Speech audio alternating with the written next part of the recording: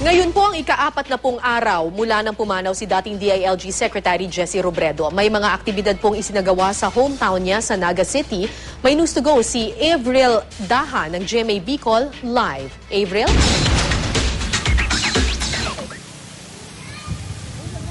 Yes, kakatapos nga lang ng malalamisa na ginanap dito sa Basilica Minore na dinaluhan ng kanyang may bahay na si Atty. Leni Robredo kasama ang kanilang 3 anak, mga kapatid dito at mga taga-suporta. Kanina ay nakita rin natin ang Committee Aid ng Yumaong Kalihim na si June Abrazado na nag-attend din ng malalamisa. Pagkatapos ng misa ay dumiretso na ang mga ito sa Eternal Gardens para sa wreath-laying activity na gaganapin doon at inaasahang dediretso na rin ang mga ito para sa unveiling ceremony naman na gaganapin sa Jesse M. Robredo. Ito yung dating Naga City Coliseum na pinangalan na ngayon kay Yumaong Kalihim. At pagkatapos nito, inaasahan naman na isang memorabilia display ni Secretary Jesse Robredo ang bubuksan naman para sa publiko. Mamayang alauna ng hapon sa People's Hall, sa City Hall dito sa Naga City, gaganapin naman isang medical mission na papangunahan ng kapatid ng Yumaong Kalihim na si Dr.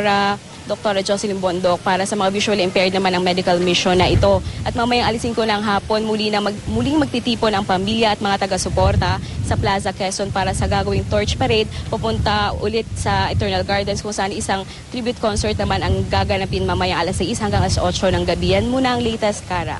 Maraming salamat, Avril Daha ng GMA Bicol.